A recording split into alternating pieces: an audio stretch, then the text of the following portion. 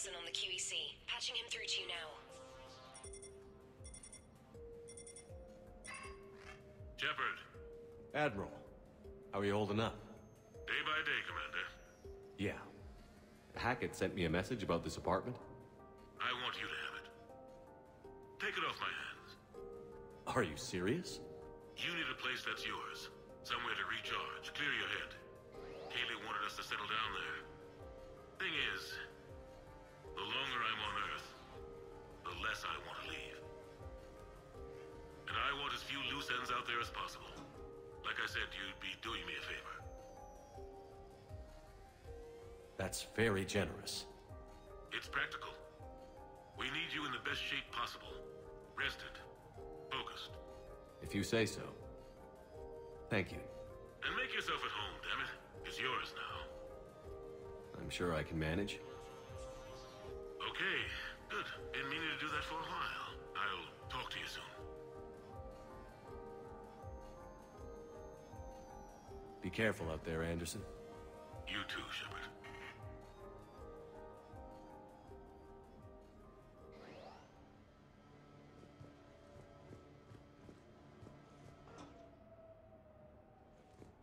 You never asked me about this, but my wife just called. My ex-wife. Nobody likes to talk about the toll that long months apart can have on military relationships. You have received She wasn't military. She couldn't handle it. But it's not even about military and non-military, damn it. It's space flight. Space flight. Finding the mass relays, miracles of engineering. Human imagination rising to meet our desires. We pay a price for that curiosity, that drive. Our relationships suffer. People we love suffer. But that's reality. And it's worth the cost. I must have thought it was. I guess I still do. In the end, you just have to hope you made the right choices. You never asked me about this, but my wife just called. My ex-wife. Nobody likes to talk about the toll that long months apart can have on military relationships. She wasn't military. She couldn't handle it. But it's not even about military and non-military, damn it. It's space flight. Space flight. Finding the mass relays, miracles of engineering. Human imagination rising to meet our desires. We pay a price for that curiosity, that drive. Our relationships suffer. People we love suffer. But that's reality. And it's worth the cost. I must have thought it was. I guess I still do. In the end, you just have to hope you made the right choices.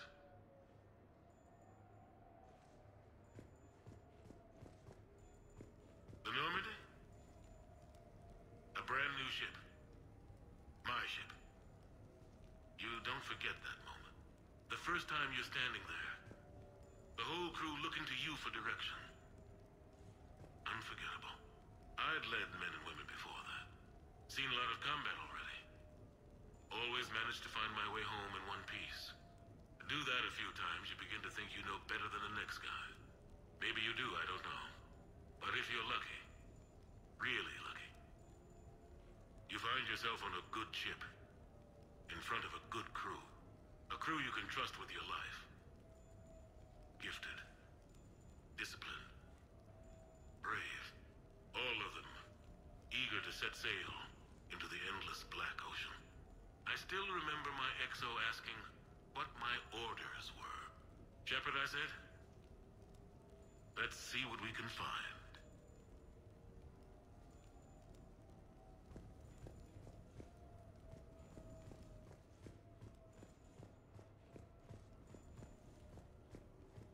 Embarrassing moments? I've got more of those than anyone will ever know. Only way to learn something.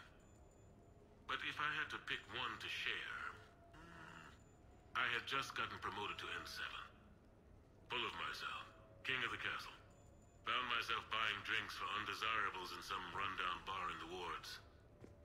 They toasted my recent promotion. Hell, they would have toasted Batarian slavers if it had got them more drinks. About the time my money ran out, my new friends turned on me. I was outnumbered. Things didn't look good. My plan to get out of there involved lots of punching. Well, that worked for a while. Then a table hit me. Or I fell down. When I came to, I saw a Solarian putting the rest of the troublemakers down. A Solarian? Moved like a damn cat, I swear. When everybody was out cold. Or running. He walked over and helped me up. N7, he asked. Yes, sir, I replied. He looked over my collection of unconscious friends, nodding. Not bad, human, he said. And he walked away. I had met my first Spectre. Learned an important lesson that day. No matter how good you think you are, there's always somebody quicker, faster, and a hell of a lot smarter than you just around the corner.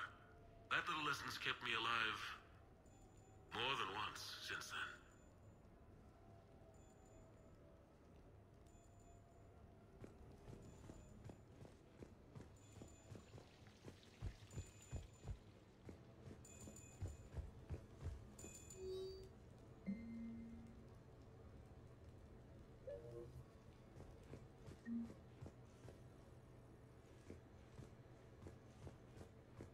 No, it's fine.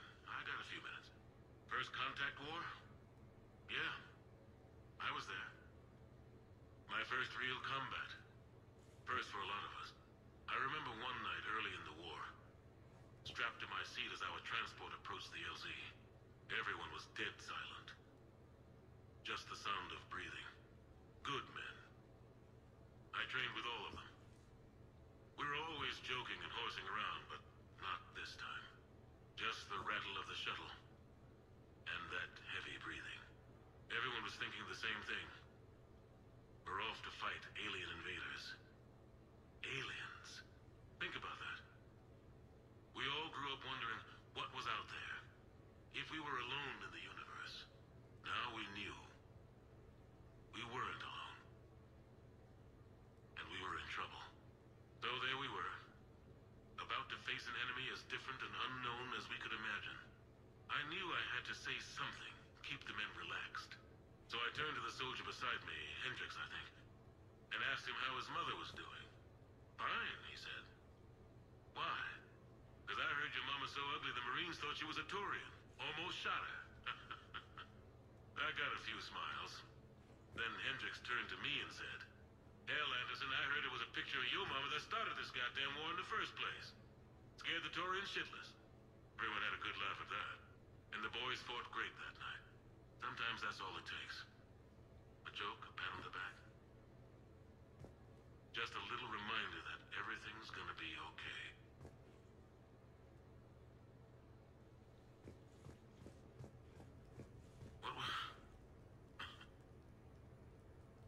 What was I talking about? Early days, right? People ask why I joined the military. Everyone talks about honor, duty, sure. But that's never the whole truth. It's 100 little things that add up to commitment. I joined because of a dog. Yeah, a dog. This patchy, mean son of a bitch that used to bark at me every day on my way to school. He'd snarl and I'd start running. Scared the hell out of me. I was just a kid. I remember being in a bad mood one morning. Angry, I can't recall why. When that dog started in on me, I snapped. Started barking right back. We both kept at it until we had nothing left. Dog never bothered me again. Why'd I join the military? Sometimes you just gotta howl to make things right.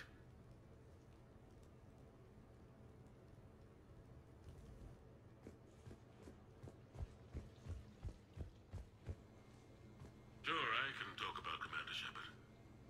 Big topic. There's been a lot written about the commander, but most of it isn't true. People are quick to judge. They don't know the whole story. I don't even know the whole story. But I know the man. Worked with him. Fought with him. Trust him with my life. Shepard's had some rough patches. Who of us hasn't? He's been forced to fight a lot of battles alone. God only knows how he got out of some of that. Makes your head spin. Thing is, no sir, I can't do that. He never hesitated. Few people know what Shepard's been through. I'd like to think I come pretty close. And I worry sometimes he forgets. There's a whole bunch of people who lose sleep over him getting back home. Maybe it doesn't need to be said. Maybe we're too dumb to say it. Soldiers like the commander are rare. Men like Shepard, even more rare.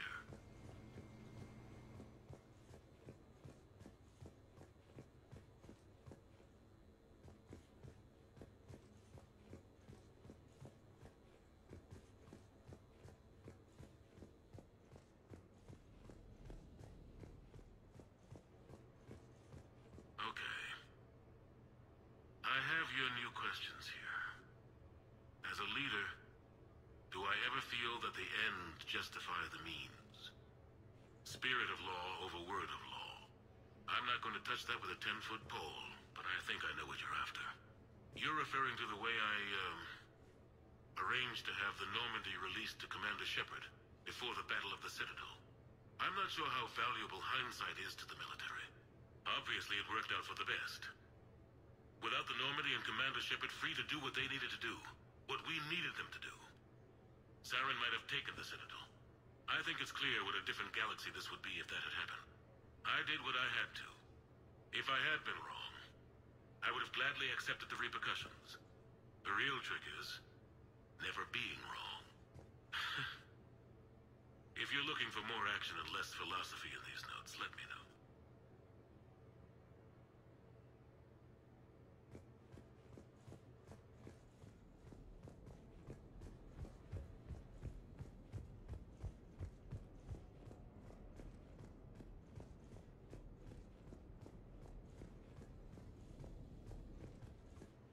You asked me to talk about the SSV Normandy.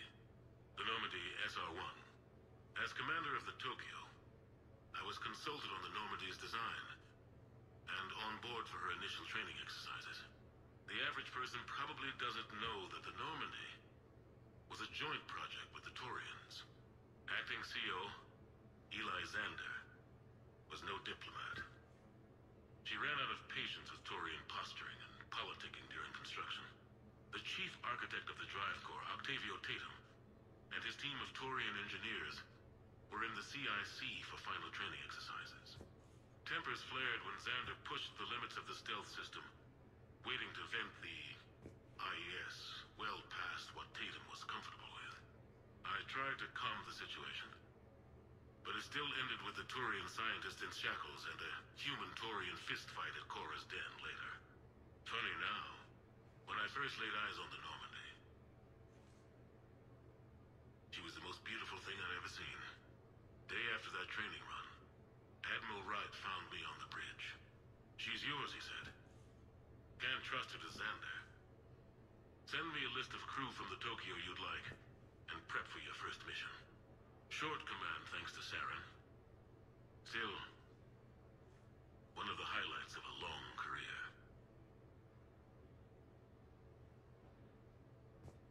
You asked me to talk about the SSV Normandy. The Normandy SR-1.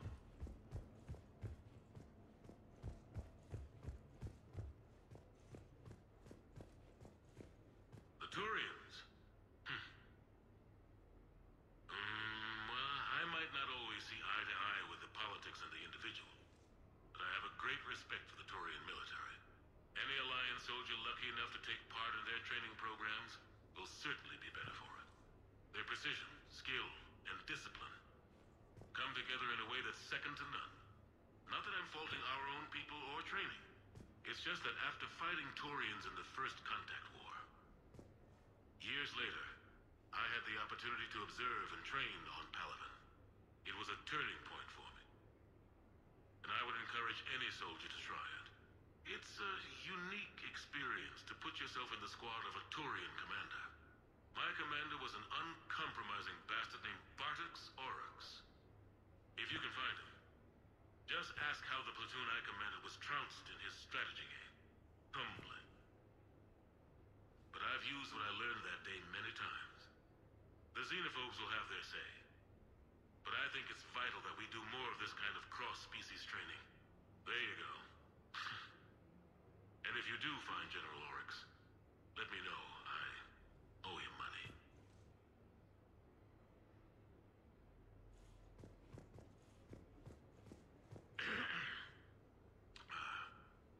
Okay.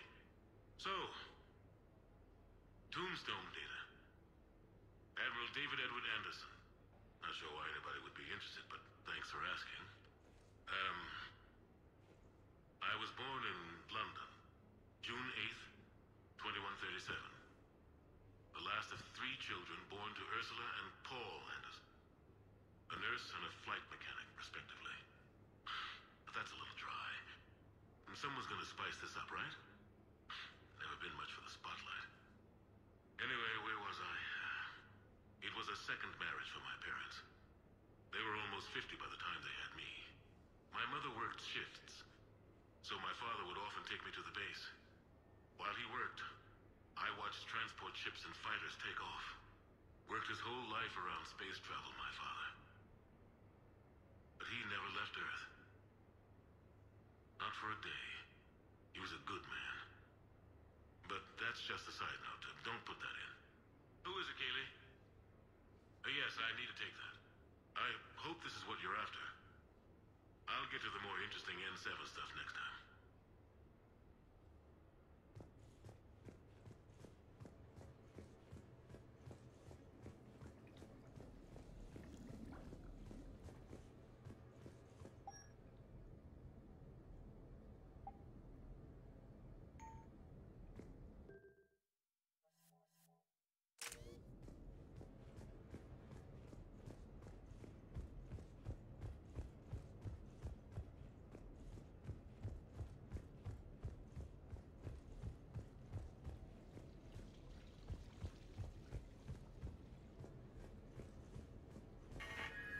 A few months ago, I had a chance to sit down with one of Earth's most decorated soldiers, Admiral David Anderson. He was kind enough to answer my questions and talk about his career. Today, the Admiral is on Earth, leading the defense of our home against the Reapers. We have no communication with him or any soldiers on Earth, but we can't forget what they're doing for us. Tonight's show is dedicated to all of the soldiers out there, fighting and dying to keep us safe. Admiral Anderson, today marks the 30th anniversary of the N7 program. Can you describe your first day of training in this now famous program? The Interplanetary Combatives Training Program is all business from day one. How so? We're given basic gear, then separated and stranded on an asteroid with no nav data. The test ends when the last person runs out of oxygen. Sounds daunting. What happens to the ones who run out of air first? Out of the program. The best N7s can survive alone, but work together to survive even longer. That's very impressive, Admiral. Deep space survival training. That has to be so difficult. All of it would take such strength of character. Well, just plain strength. But then you seem like a strong person. I'm sorry. Is there a question in there? Well, does the program make the man? Or do you think you were born for this? It's a bit of both, I suppose. Every soldier reaches a point in their career, sometimes more than once, when they are asked to give more than they ever thought they could. That moment is the test. I've seen men and women, almost sure to fail, persevere long past the point of breaking. That experience changes them. Others, with all the gifts and abilities, fail in that moment. Sometimes they pick themselves up and carry on. Sometimes they're just done. What about you? What was your moment?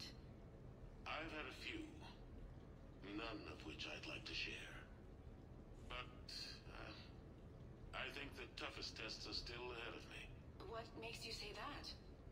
Call it a hunch. Soldier's intuition? Something like that.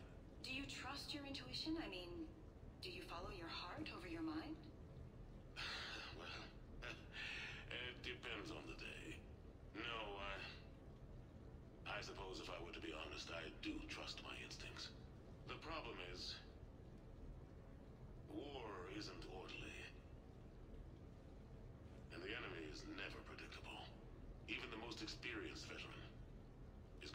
themselves in situations they haven't trained for.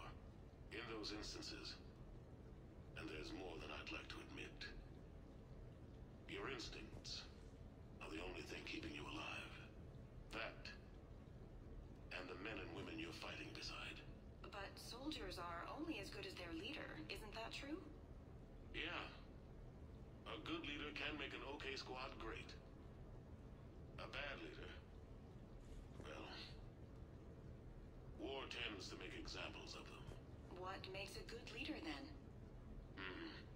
A good leader is someone who values the life of his men over the success of the mission, but understands that sometimes the cost of failing a mission is higher than the cost of losing those men.